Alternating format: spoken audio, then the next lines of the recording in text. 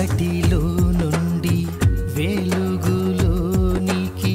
నడిపించే సత్య జీవ మార్గం, ఇది సత్య జీవ మార్గం, సత్య జీవ మార్గం, ఇది సత్య జీవ మార్గం. మార్గం సత్యం జీవం,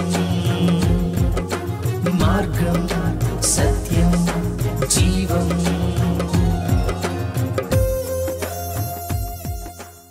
ప్రైజ్ ది లార్డ్. ప్రభు పేరిట మీ అందరికీ మా వందనములు. సత్యజీవ మార్గం అనే ఈ ఆధ్యాత్మిక కార్యక్రమానికి మీకు అందరికీ మా స్వాగతం. ప్రియులారా, సెలవులు ముగించుకొని మరలా తిరిగి అందరూ కూడా చాలా బిజీ లైఫ్లో అడుగు పెడుతూ ఉంటారు. అట్లాగే పిల్లలు కూడా మరలా స్కూల్స్ స్టార్ట్ అయ్యి స్టడీస్లో చాలా బిజీ అయిపోతూ ఉంటారు.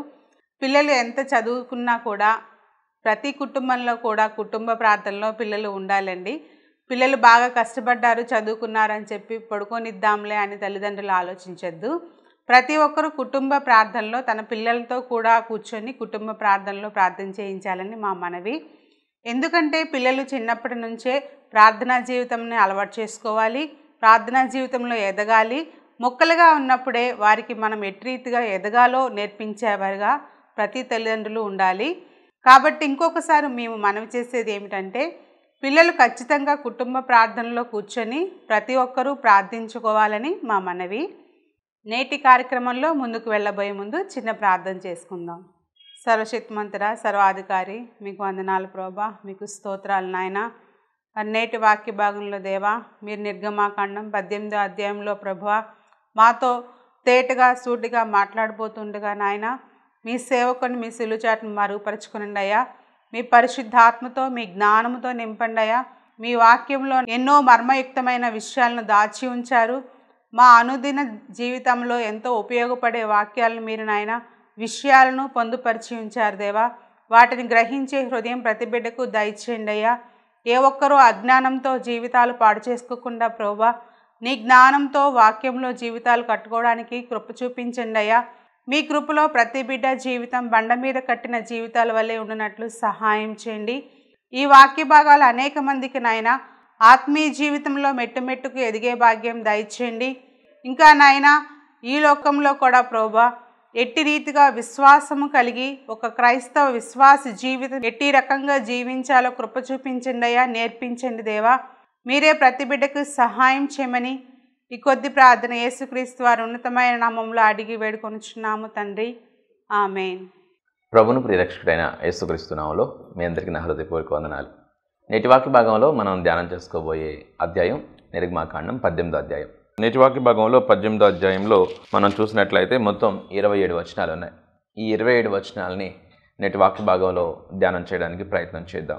ప్రత్యేకంగా ఈ అధ్యాయంలో మనకు కనిపించే విషయాలు ఏంటంటే, యుద్ధం అనంతరం ఈ మోషే ఐగుప్తు దేశం నుంచి సీను అరణ్యం దాటి బయటకు వచ్చాడని, మోషే మామయ్య అయిన ఇత్రో మరి మోషేని కలుసుకోవాలని మోషే భార్య సిప్పోరా ఎవరండి? ఈ యొక్క ఇత్రో యొక్క కుమార్తె.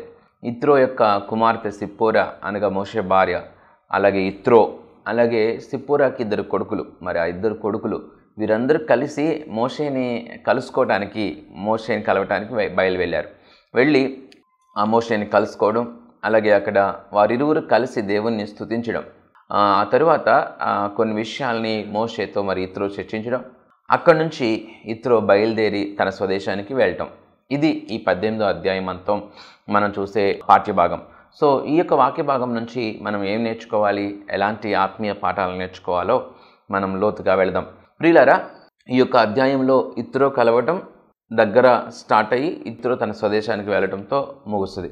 సో ఈ యొక్క ఆ అధ్యాయానికి మనం ఇచ్చే టైటిల్ ఏంటంటే, కలిసి దేవుణ్ణి స్తుతించాలి.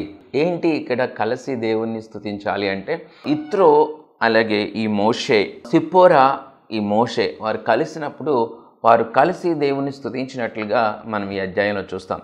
మనము కలిసి దేవుణ్ణి స్తుతించాలి. చూడండి, ఈ యొక్క అధ్యాయంలో మొదటి వచనం నుంచి మనం చూసుకుంటా ముందుకు వెళ్దాం. 18వ అధ్యాయం మొదటి వచనం. దేవుడు మోషేకును తన ప్రజలైన ఇశ్రాయేలీయులకును చేసినదంతయు, యెహోవా ఇశ్రాయేలీయులను ఐగుప్తు నుండి వెలుపలికి రప్పించిన సంగతియు మిద్యాను యాజకుడును మోషే మామయ్య అయిన ఇత్రో వినినప్పుడు, మోషే మామయ్య అయిన ఆ ఇత్రో తన యొద్దకు పంపబడిన మోషే భార్య అయిన సిప్పోరాను ఆమె 2 కుమారులను తోడుకొని వచ్చెను. అతడు అన్యదేశములో నేను పరదేశిని అనుకుని వారిలో ఒకనికి గెర్షోము అను పేరు పెట్టెను. చూడండి, దేవుడు ఇశ్రాయేలీయులని ఐగుప్తు బానిసత్వం నుంచి ఏ రీతిగా విడిపించాడో గుర్తెరిగి వారు బయటికి వచ్చారన్న విషయాన్ని తెలుసుకుని ఈ ఇత్రో మోషే భార్య అయిన సిప్పోరాను అనగా తన కుమార్తెను. ప్రియులారా, ఈ వాక్య భాగం వింటున్న మీతో నేను మనవి చేస్తున్నది ఏంటంటే, కొన్ని విషయాలు మనం గుర్తుంచుకోవడానికి ప్రయత్నం చేయాలి. అసలు నిర్గమాకాండాన్ని ధ్యానం చేయడానికి కూడా ముఖ్య కారణం ఏంటంటే చరిత్ర మనకు తెలియాలి, బైబిల్లో ఏముందో మనకు తెలియాలి, వచనం వెంబడి వచనం తెలియాలి, ఖచ్చితంగా తెలుసుకోవాలి. ఎక్కడో ఒక మాట పట్టుకుని ఎక్కడో ఒక చిన్న ముక్కను పట్టుకుని మనం ఆ మాటను తెలుసుకుని వదిలేయడం కాదు, కానీ వచనం వెంబడి వచనం తెలుసుకోవడానికి ప్రయత్నం చేద్దాం. మోషే భార్య సిప్పోరా, మోషేకి 2 కుమారులు. ఈ సిప్పోరా తండ్రి అంటే మోషే మామ ఇత్రో. ఈ ఇత్రో యాజకుడు.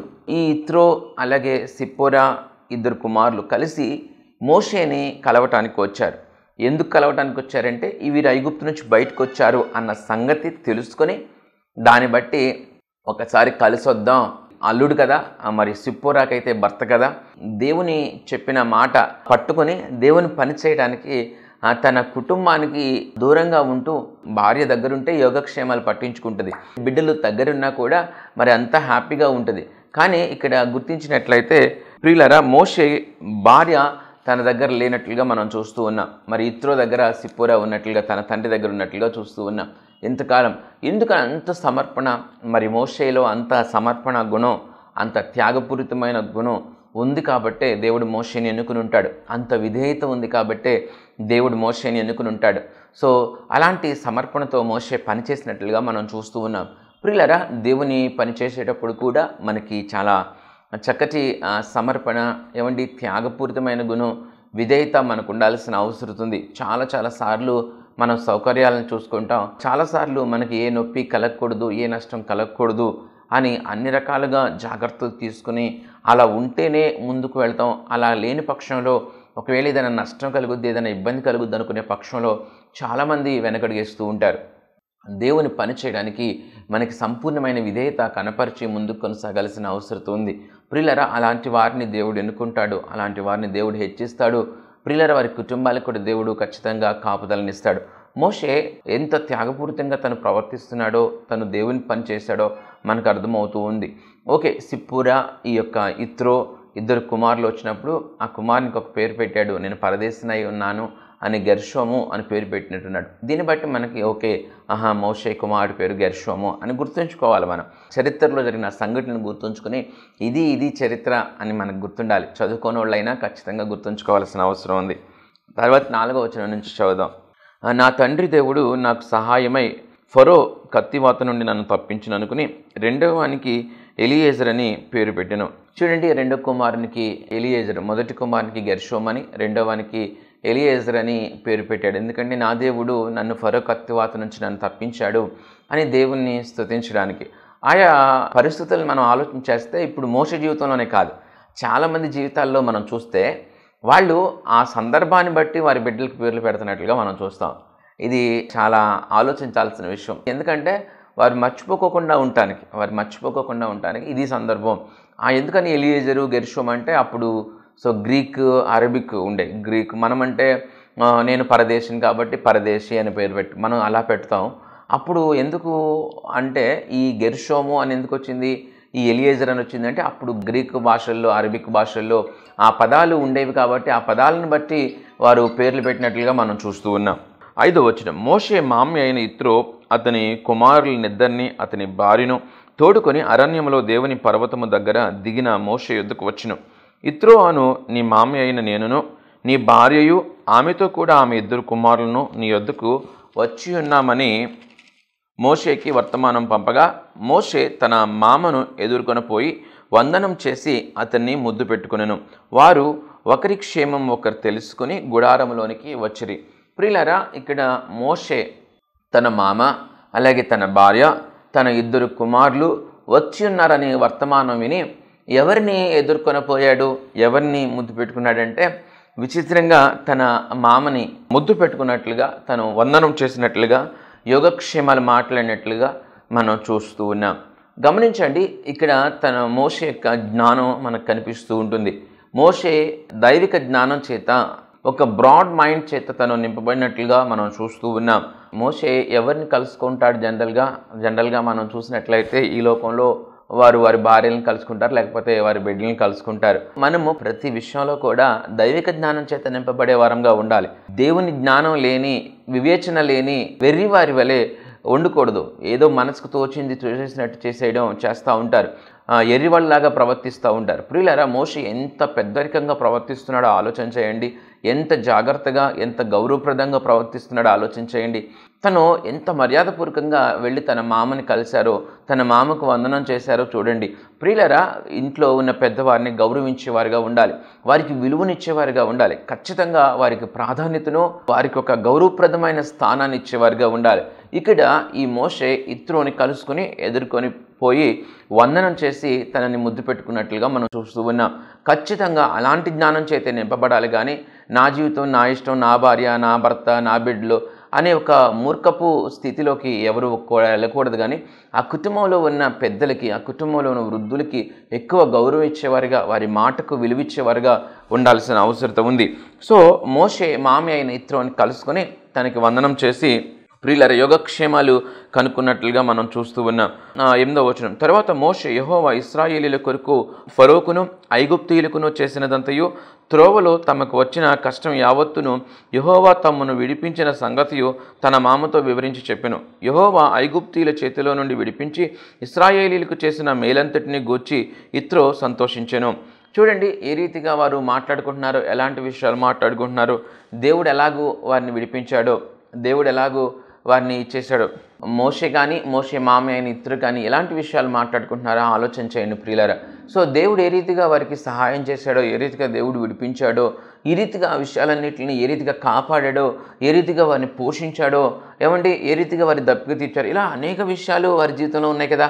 ఆ విషయాలన్నింటినీ కూడా మోషే ఇత్రోతో పంచుకుంటున్నట్లుగా మనం చూస్తూ ఉన్నాం.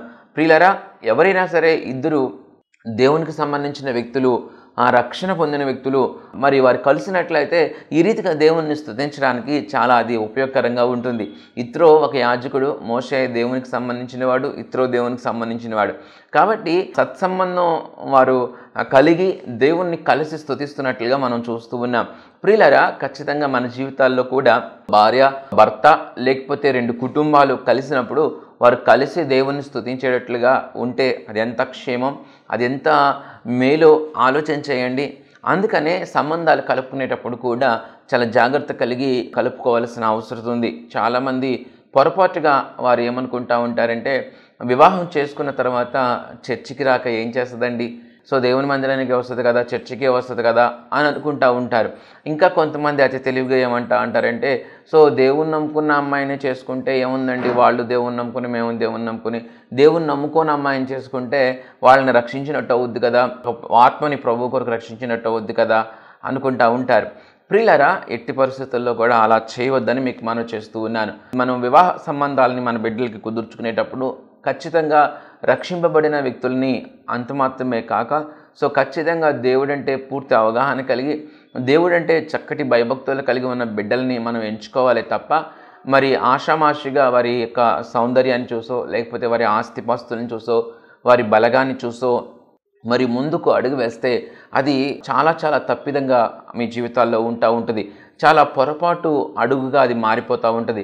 మీ జీవితంలో మీ యొక్క భక్తిని అణగార్చేదిగా, అది మీ భక్తిని ప్రభావితం చేసేదిగా, మీ యొక్క ఆత్మీయతని దెబ్బతీసేదిగా ఉంటుంది. ఖచ్చితంగా మీరు దేనికి ప్రాధాన్యతని వాళ్ళు ఆలోచన చేసి అడుగు వేయాల్సిందిగా మీకు మనం చేస్తూ ఉన్నాను. ఏదో తొందరపాటు అడుగులు, తొందరపాటు నిర్ణయాలు వద్దండి. ఏదో పై కాడ విషయాలను చూసి తొందరపాటు అడుగులు వేయొద్దు. ఆ సంబంధం మాకు నచ్చింది, అన్ని విధాలా బాగుంది, లేకపోతే మాకు దగ్గర వాళ్ళు, లేకపోతే మా ఊళ్ళో వాళ్ళు, లేకపోతే మంచి ఉద్యోగము, లేకపోతే మంచి ఆస్తి ఉంది, అందంగా ఉంది, ఇలాంటి విషయాలు వద్దండి. అబ్బాయిని సెలెక్ట్ చేసే విషయంలో కానీ, అమ్మాయిని సెలెక్ట్ చేసే విషయంలో కానీ, ఒక సంబంధాన్ని కుదుర్చుకునే విషయాల్లో కానీ చాలా జాగ్రత్త వహించాల్సిన అవసరం ఉంది. ఈ లోకంలో ఉన్న విషయాల్ని మనం పరిగణలోకి తీసుకుంటే చాలా పొరపాటు జరిగే ప్రమాదం ఉంటుంది. కాబట్టి చక్కటి భయభక్తులు కలిగిన కుటుంబాలతో సంబంధాలను ఏర్పరచుకుంటే అది ఎంతో గొప్పగా ఉంటుంది. దేవుడంటే చక్కటి అవగాహన కలిగిన కుటుంబాలతో సంబంధాలని కుదుర్చుకుంటే అది చాలా క్షేమకరంగా ఉంటుంది. ఎందుకంటే ఈ లోకం శాశ్వతం కాదని ఎప్పుడు మర్చిపోమాకండి. ఈ లోకంలో ఎన్ని బిల్డింగ్లు ఉన్నా, ఈ లోకంలో ఎంత కోట్ల ఆస్తి ఉన్నా, ఈ లోకంలో ఎన్ని వ్యాపారాలు ఉన్నా, ఎలాంటి ఉద్యోగం ఉన్నా కూడా అన్నిటిని విడిచిపెట్టి వెళ్ళాల్సిందే. మనం ఎంత సమకూర్చుకున్నా, ఎంత కూర్చుకున్నా, ఓకే, ఎంత గొప్పోళ్ళుగా ఉన్నా కూడా మనం ఒకవేళ రక్షణ లేని వాళ్ళంగా ఉంటే, ఒకవేళ మన పాపాలు పరిహరింపబడుకోకుండా ఉంటే, ఒకవేళ పరలోక రాజ్యానికి వారసత్వం లేని వాళ్ళుగా ఉంటే అది ఎంత భయానకంగా ఉంటుందంటే అంత భయానకంగా ఉంటుంది. ఒకవేళ అలాంటి సందర్భం అంటే దేవుని తెలియని వారితో మీరు సంబంధం ఏర్పరచుకుంటే మెల్లమెల్లగా దిగజారిపోయే పరిస్థితి ఉంటుంది, మెల్లమెల్లగా లోకంలో కలిసిపోయే పరిస్థితి ఉంటుంది. సో కాబట్టే చక్కటి దేవుడు అంటే భయభక్తులు కలిగిన కుటుంబానికి ప్రాధాన్యత ఇస్తే ఒకరిని పురికొల్పుకోవడానికి, ఒకరినొకరు మేల్కొల్పుకోవడానికి, ఒకరినొకరు సరిచేసుకోవడానికి, ఒకరినొకరు హెచ్చరించడానికి, ఒకరు కలిసి దేవుని స్తుతించడానికి అది ఎంతో దోహదం చేస్తుంది. కాబట్టి ప్రియులారా, ఎప్పుడు మర్చిపోవద్దండి, సంబంధాల విషయంలో జాగ్రత్త వహించాలని మనవి చేస్తూ ఉన్నాను. ఈ యిత్రో మోషే ఇద్దరు కలిసి దేవుని స్తుతిస్తున్నారు. ఎంత గొప్ప భాగ్యం! యెహోవా ఐగుప్తీయుల చేతిలో నుండి విడిపించిన ఇశ్రాయేలీయులకు చేసిన మేలంతటిని గూర్చి యిత్రో సంతోషించును. మరియు యిత్రో ఐగుప్తీయుల చేతిలో నుండి, ఫరో చేతిలో నుండి మిమ్మల్ని విడిపించి ఐగుప్తీయుల చేతి క్రింద నుండి ఈ ప్రజలను విడిపించిన యెహోవా స్తుతింపబడును గాక. ఐగుప్తీయులు గర్వించి ఇశ్రాయేలీయుల మీద చేసిన దౌర్జన్యం బట్టి ఆయన చేసిన దాన్ని చూసి యెహోవా సమస్త దేవతల కంటే గొప్పవాడని ఇప్పుడు నాకు తెలిసినదనెను. మరియు మోషే మామి అయిన యిత్రో ఒక దహన బలులను దేవునికి అర్పింపగా అహరోనును ఇశ్రాయేలీయుల పెద్దలందరూ మోషే మామతో దేవుని సన్నిధిని భోజనం చేయవచ్చిరి. మరునాడు మోషే ప్రజలకు న్యాయం తీర్చుటకు కూర్చుండగా ఉదయం మొదలుకొని సాయంకాలం వరకు ప్రజలు మోషే యొద్ద నిలిచి ఉండిరి. మోషే ప్రజలకు చేసినదంతయు అతని మామ చూచి, నీవు ఈ ప్రజలకు చేయుచున్న ఈ పని ఏమిటి? ఉదయం మొదలుకొని సాయంకాలం వరకు నీవు మాత్రం కూర్చుండగా ప్రజలందరూ నీ యొద్ద నిలిచి ఉండనేలా అని అడుగగా, మోషే దేవుని తీర్పు తెలుసుకొనుటకు ప్రజలు నా యొద్దకు వచ్చెదరు, వారికి వ్యాజ్యము ఏదైనాను కలిగిన ఎడల నా యొద్దకు వచ్చెదరు, నేను వారి విషయము న్యాయము తీర్చి దేవుని కట్టడలను ఆయన ధర్మశాస్త్ర విధులను వారికి తెలుపుచున్నానని తన మామతో చెప్పాను. చూడండి ప్రియులారా, మోషే ఏం చేస్తూ ఉన్నాడంటే, మోషే ఉదయం కూర్చున్నాడు, చాలామంది ప్రజలు తన ఎదుట నిలుచున్నారు, వారు ఏదో ఒకటి వ్యాజ్యం తెస్తా ఉంటే ఆ వ్యాజ్యాన్ని తీరుస్తున్నాడు. వారికి ఏదైనా సందేహాలు ఉంటే అవి నివృత్తి చేస్తున్నాడు, ధర్మశాస్త్రాన్ని వారికి బోధిస్తున్నట్లుగా మనం చూస్తూ ఉన్నాం. సో ఉదయం నుంచి మరి సాయంత్రం వరకు మరి ఆ ధర్మశాస్త్రాన్ని బట్టి వారికి వ్యాజ్యాలు తీరుస్తున్నాడు. మరి మోషే కూర్చుని ఉన్నాడు, వాళ్ళందరూ నిలుచుని ఉన్నారు. ఉదయం నుంచి రాత్రి దాకా అలా మరి శ్రమించడం యిత్రో చూసి, నువ్వు చేస్తున్న పని ఏంటి అంటే ఏం జరుగుతుందో మోషే యిత్రోకి వివరించాడు. అప్పుడు యిత్రో ఒక చక్కటి సలహా ఇస్తాడు మోషేకి, చాలా చక్కటి జ్ఞానయుక్తమైన సలహా ఇస్తాడు. ఇక్కడ యిత్రో ఇచ్చిన జ్ఞానయుక్తమైన సలహా ఇప్పుడు చాలా వ్యాపార సంస్థలు చక్కగా అవి పాటిస్తూ ఉన్నాయి. మేనేజ్మెంట్ సిస్టమ్ గురించి ఒక సలహా ఇస్తాడు. ఏంటి ఆ సలహా అనేది మనం చూద్దాం. 17వ వచనం, అందుకు మోషే మామ అతనితో, నీవు చేయుచున్న పని మంచిది కాదు, నీవును నీతోనున్న ఈ ప్రజలను నిశ్చయంగా నలిగిపోదురు. ఈ పని నీకు మిక్కిలి భారం, అది నీవు ఒక్కడవే చేయజాలవు. కాబట్టి నా మాట వినుము, నేను నీకొక ఆలోచన చెప్పేదను, దేవుడు నీకు తోడై ఉండును. ప్రజల పక్షమున నీవు దేవుని సముఖమందు ఉండి వారి వ్యాజ్యములను దేవుని యొద్దకు తేవలెను. నీవు వారికి ఆయన కట్టడలను ధర్మశాస్త్ర విధులను బోధించి వారు నడవలసిన త్రోవను, వారు చేయవలసిన కార్యములను వారికి తెలుపవలెను. మరియు నీవు ప్రజలందరిలో సామర్థ్యము, దైవభక్తి, సత్యాసక్తి కలిగి లంచగొండ్లు కాని మనుషులను ఏర్పరచుకొని 1000 మందికి ఒకనిగాను, 100 మందికి ఒకనిగాను, 50 మందికి ఒకనిగాను, 10 మందికి ఒకనిగాను వారి మీద న్యాయాధిపతులను నియమింపవలెను.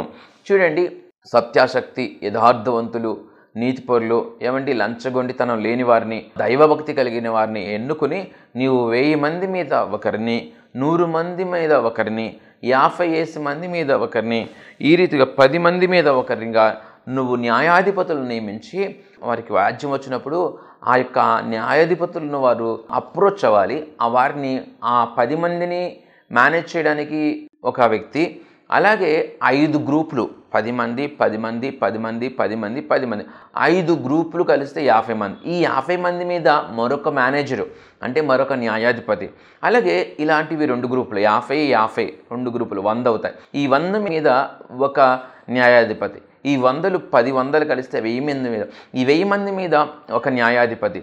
ఈ రీతిగా మేనేజ్మెంట్ సిస్టమ్ని యిత్రో మోషేకి బోధించినట్లుగా, ఆలోచించి చెప్పినట్లుగా సలహా ఇచ్చినట్లుగా మనం ఇక్కడ చూస్తూ ఉన్నాం. చాలామంది వ్యాపారస్తులకు కానీ ఉద్యోగస్తులకు కానీ ఈ విషయం చాలా బాగా అర్థమవుతూ ఉంటుంది. ఇలాంటి విషయాన్ని ఇప్పుడు చాలామంది MBAలు చేసి నేర్చుకుని వారు పాటిస్తున్నట్లుగా చూస్తూ ఉన్నాం. ప్రియులరా, దేవుని యొక్క వాక్యం చదివితే ఎంతో అద్భుతమైన జ్ఞానం వస్తుందని చాలాసార్లు మనం చెప్పుకుంటూ ఉన్నాం. నిజం. ఖచ్చితంగా మీరు బైబిల్ చదివేటప్పుడు వచనం వెంబడి వచనం చదవండి. జాగ్రత్తగా ప్రతి ఒక్క అంశాన్ని చదివి నేర్చుకోవడానికి ప్రయత్నం చేయండి. అలాంటి ఆలోచన చెప్పాడు దేవుడు. మరి పెద్దలు చెప్పిన ఆలోచనని చక్కగా మనం ఆలోచన చేసినట్లయితే దైవిక జ్ఞానం చేత నింపబడిన ఇతరు కదా, చక్కటి జ్ఞానం చేత నింపబడి మరి ఇచ్చిన సలహాని మనం చూస్తూ ఉన్నాం. 22వ వచనం, వారు ఎల్లప్పుడూ ప్రజలకు న్యాయం తీర్చవలెను, అయితే గొప్ప వ్యాజ్యములన్నిటినీ నీ యొద్దకు తేవలెను, ప్రతి అల్ప విషయములను వారే తీర్చవచ్చును, అట్లు వారు నీతో కూడా ఈ భారమును మోసిన ఎడల నీకు సులువుగా ఉండును. దేవుడు ఇలాగ చేయుటకు నీకు సెలవిచ్చిన ఎడల నీవు ఈ పని చేయొచ్చు, దాని భారమును సహింపగలవు. మరియు ఈ ప్రజలందరూ తమ తమ చోటకు సమాధానంగా వెళుదురని చెప్పెను. మోషే తన మామ మాట విని అతడు చెప్పినదంతయు చేసెను. ఇశ్రాయేలీలందరిలో సామర్థ్యం గల మనుషులను ఏర్పరచుకుని 1000 మందికి ఒకనిగాను, 100 మందికి ఒకనిగాను, 50 మందికి ఒకనిగాను, 10 మందికి ఒకనిగాను న్యాయాధిపతులను ఏర్పాటు చేసి వారిని ప్రజల మీద ప్రధానులుగా నియమించును. వారెల్లప్పుడూ ప్రజలకు న్యాయం తీర్చువారు. వారు కఠిన వ్యాజ్యములను మోషే యొద్దకు తెచ్చుచు స్వల్ప వ్యాజ్యములను తామే తీర్చుచు వచ్చిరి. తర్వాత మోషే తన మామను పంపివేయగా అతడు తన స్వదేశమునకు వెళ్ళెను. ప్రియులరా, ఇది ఈ యొక్క అధ్యాయం. ఈ అధ్యాయంలో మనం నేర్చుకునే ఆత్మీయ పాఠాలని జాగ్రత్తగా గుర్తుంచుకుందాం, వాటిని మన జీవితంలో అప్లై చేద్దాం, దాని ప్రకారం దేవునిలో ఎదుగుదాం, దేవునితో కలిసి నడుద్దాం. దేవుడు మనందరినీ దీవించునుగాక. ఆమేన్. ప్రియులరా, మరొకసారి మీ అందరికీ మా వందనాలు తెలియపరుస్తున్నాం. నేటి ప్రార్థనా అంశం పిల్లల చదువు విషయమై. విద్యార్థులు వారు చదువుకునే దశలో బాధ్యత కలిగి, జాగ్రత్త కలిగి, సమయాన్ని సద్వినియోగం చేసుకుని చదవాల్సిన అవసరం ఉంది. సో అలా చదివే పిల్లలు చాలా కొద్దిగా కనిపిస్తూ ఉంటారు. నిర్లక్ష్యంగా వారి సమయాన్నంతా వృధా చేసి పరీక్షలు సమీపించినప్పుడు ఏదో ఇంపార్టెంట్ క్వశ్చన్స్ చదువుకుని పాస్ అయ్యి వారి లైఫ్లో చాలా కష్టాలు పడేవారు కనిపిస్తూ ఉంటారు. సో ఖచ్చితంగా మరి విద్యార్థి దశలోనే వారు జాగ్రత్త కలిగి, బాధ్యత కలిగి, గురి కలిగి, సమయాన్ని వృధా చేయకోకుండా టీవీలు చూస్తూ మరి ఆటలాడుతూ స్నేహితులతో మరి తిరుగుతూ వారి సమయాన్ని అంతా వృధా చేసి వారి జీవితంలో ఏదో ఎంజాయ్ చేస్తున్నట్లుగా భావించి వారు చదువుకోవాల్సిన దశలో సమయాన్ని వృధా చేసేసి వారు చదవక, చదువంటే ఇష్టం లేక, చదువంటే కష్టంగా భావించి ఏదో ఈజీగా అయిపోయే కోర్సులు కూడా చాలామంది తీసుకుని ఈజీగా అయిపోవాలి, చదువు అయిపోతే ఒక పని అయిపోద్ది అనుకుని చాలా తప్పుడు నిర్ణయాలు తీసుకొని వారి జీవితంలో చాలా విలువైన సమయాన్ని అంతా వృధా చేసేసి ఆ తదుపరి వారు లైఫ్లో కష్టాలు పడుతున్నప్పుడు, మరి చిన్న చిన్న ఉద్యోగాలు చేసి యాతన పడుతున్నప్పుడు, చాలని జీతాలతో కుటుంబం గడపక, వారి బిడ్డలను చదివించలేక, వారి కనీస అవసరాలను తీర్చుకోలేక ఎంతో యాతన పడి జీవితం అంతా వారు కరెక్ట్గా కష్టపడాల్సిన ఒక 15 సంవత్సరాలు కష్టపడుకోకుండా వేస్ట్ చేయడం బట్టి వారు 40 సంవత్సరాల పాటు డిస్టర్బ్ అయిపోతారు. 40 సంవత్సరాల పాటు లైఫ్ అంతా కూడా చాలా స్ట్రగుల్ అవుతూ ఉంటారు. అలాంటి దుస్థితి రావడానికి కారణం విద్యార్థి దశలో స్థితిని గుర్తెరక్కపోవడమే, ఆ యొక్క వివేచన వారికి లేకపోవడమే. సో కాబట్టి ఖచ్చితంగా వారు బాగా చదవాలని మనం ప్రార్థన చేద్దాం. ప్రతి విద్యార్థి కూడా తను ఎందుకు చదువుతున్నాడో, ఎందుకు చదవాలో కూడా అర్థం చేసుకోవాలి. దేవుడు వారికి సహాయం చేయాలి, వారు బాగా చదవాలని ప్రార్థన చేద్దాం. ప్రియులారా, ప్రతి ఒక్కరికి భవించండి. మహాగణుడు పరిశుద్ధుడైన మా ప్రభువా, మీకు స్తుతులు స్తోత్రములు చెల్లిస్తూ ఉన్నా. ఇదిగో నాయన, ఈ యొక్క జీవితం మీరు ఇచ్చింది నా ప్రభువా. ఈ జీవితాన్ని చక్కటి వివేచనతో, జ్ఞానంతో మేము కట్టుకోవాల్సిన అవసరత ఉంది. ఇదిగో నాయన, నా తండ్రి, విద్యార్థుల కొరకై ప్రార్థిస్తున్నాను. ఇదిగో నా తండ్రి, అనేక మంది విద్యార్థులు వారి జీవితంలో వారు నాయన వారి సమయాన్ని నా తండ్రి దుర్వినియోగం చేస్తూ ఉన్నారు. వారి స్నేహితులతో నా తండ్రి మాట్లాడడానికి కానీ, లేకపోతే నాయన వారు కొన్ని సరదా విషయాల కోసం కానీ నాయన చదువంటే ఆసక్తి లేకోకుండా నా తండ్రి వారు నా తండ్రి స్పెండ్ చేస్తూ ఉన్నారు. దయతో వారిని నా ప్రభు దర్శించమని, వారికి జ్ఞానం ఇవ్వమని మీ పాదాలు పట్టుకుంటూ ఉన్నాం. అనేక మంది విద్యార్థుల్ని నాయన మీరు పట్టుకొని నా ప్రభు, ప్రతి విద్యార్థికి జ్ఞానం ఇవ్వని నాయన. ఏ యొక్క నా తండ్రి విద్యార్థి తన సమయాన్ని దుర్వినియోగం చేయకోకుండా తనకున్న సమయాన్ని సద్వినియోగం చేసుకుని చక్కగా ఖచ్చితంగా బాగా చదివి నాయన అనేక టాపిక్స్ చక్కగా నేర్చుకుని వాటిని ప్రాక్టికల్గా అప్లై చేయడానికి, ఒక జ్ఞానవంతులుగా తయారవడానికి సహాయం దయచేయండి అయ్యా. అనేక మంది నాయన మిమ్మల్ని ఎరిగిన వారు కూడా వారి సమయాన్ని దుర్వినియోగం చేస్తున్న వారు నాయన. దయతో వారిని పట్టుకోమని, వారిని నాయన మీరు జ్ఞానంతో నింపమని, వారు బాగా చదవటానికి మీ కృప వారికి అనుగ్రహించమని, వారి జీవితంలో వారు ప్రయోజకులు అవ్వడానికి మీరు వారికి జ్ఞానం ఇవ్వమని మీ పాదాలు పట్టుకుంటూ ఉన్నాం. అయ్యా మీ సహాయం దయచేయమని, ప్రతి కుటుంబాన్ని దీవించి ప్రతి వ్యక్తి జీవితాన్ని దీవించమని ప్రభుయేసు నామములో ప్రార్థించి వేడుకొంచున్నాం నా తండ్రి, ఆమేన్. వర్తమానాలు ప్రతి ఆదివారం ఉదయం 7:30 గంటలకి, ప్రతి ఆదివారం సాయంత్రం 7:30 గంటలకి మీ అభిమాన ప్రవచన్ టెలివిజన్లో ప్రసారం అవుతున్నాయి. తప్పగా చూడండి. అలాగే యూట్యూబ్ ఛానల్ జోసెఫ్ సుశీల్ని సబ్స్క్రైబ్ చేసుకోండి. మరి ఇతరులు కూడా ఆ ఛానల్ని సబ్స్క్రైబ్ చేసుకునే విషయంలో మీ పాత్ర మీరు పోషించండి. ఎందుకంటే దేవుని పనిలో అందరం జత పని వారము. మరి అట్టి పని మనం చేసినట్లయితే ఆ పని ద్వారా కూడా దీవెన మనకు వస్తూ ఉంది. అందరికీ కూడా సువార్తను వ్యాప్తి చెందించాల్సిన బాధ్యత ఉంది. మరి మీరు శిష్యులుగా తయారై ఇతరులను కూడా శిష్యులుగా తయారు చేయమని దేవుడు చెప్తూ ఉన్నాడు. సువార్త పనిలో మీరు కూడా పాలిభాగస్తులగినట్లుగా జోసెఫ్ సుశీల్ అనే యూట్యూబ్ ఛానల్ని మీరు సబ్స్క్రైబ్ చేసుకోండి. ఇతరులకి షేర్ చేయండి. మీ స్నేహితులు, బంధువులు కూడా దాన్ని సబ్స్క్రైబ్ చేసుకుని ఈ విలువైన వర్తమానాలు, వారు దేవుని మాటలు విలువైనవండి, దేవుని జ్ఞానం విలువైనది. ఆ జ్ఞానంతో మన హృదయం నింపబడినప్పుడు మన జీవితాలు ఆశీర్వదింపబడతాయి. కాబట్టి ఈ వర్తమానాలు వారు కూడా విన్నట్లుగా షేర్ చేయండి. ప్రియులారా, దేవుడు మనందరినీ దీవించును గాక. ఆమేన్. మీ అందరికీ నా హృదయపూర్వక వందనాలు. ప్రియమైన సహోదరి సహోదరులారా, మీకు నా హృదయపూర్వక వందనాలు తెలియచేస్తున్నాను. మీ ఆత్మీయ జీవితం ఎలా ఉంది? ఈ జీవన పయనంలో ఎదురయ్యే శోధనలలో విజయం పొందుకుంటున్నారా? మంచిది. మనం శోధనలను సహించి విజయం పొందటం ద్వారా మన పరలోకపు తండ్రి ఎంతో సంతోషిస్తారు. ప్రార్థనకు, వాక్య ధ్యానానికి, పాటలతో ప్రభువును స్తుతించడానికి నీవు ఖచ్చితంగా ప్రతిరోజు సమయం కేటాయించాలి. అప్పుడే నీవు లోకంలో ఉంటూనే నిష్కలంకంగా జీవించగలవు. చెట్టు మంచిదైతే విత్తు మంచిదవుతుంది. యథా రాజా తదా ప్రజ. మంచి కాపరిని కలిగిన మందలు ధన్యమైనవి. చిన్న కుటుంబం చింతలు లేని కుటుంబం. పెద్ద సంఘం కావాలి అని కాదు, మంచి సంఘం కావాలి అనుకోవాలి. అట్టహాసాలకి, ఆడంబరాలకి, ఆటపాటలకి ఆకర్షితులు కాక ప్రభువుకు సంపూర్ణ విధేయత చూపిస్తూ మంచి నడవడిక, మంచి సాక్ష్య జీవితం, మంద పట్ల బాధ్యత కలిగిన కాపరిని ఎంచుకోవాలి. ఆ సంఘంతోనూ ఆ సేవకునితోనూ తద్వారా ప్రభువుతో అంటుకట్టబడి ఉండాలి. మీ కష్టార్జితం, మీ దశమ భాగాలు మీరు సంతోషంగా దేవునికి కానుక ఇవ్వాలనుకున్నప్పుడు వాటిలో శ్రేష్టమైనవి, అత్యధికమైనవి మీ సంఘ కాపరికి మాత్రమే ఇవ్వాలి. మంద కాచేవాడు మంద పాలుకి అర్హుడు. ఎక్కడో ఉండే టీవీ వర్తమానికుడు ఎంతవరకు నీ మంచి చెడ్డ పట్టించుకోగలడు? ఎంతవరకు నీ యుగక్షేమాలు పట్టించుకోగలడు?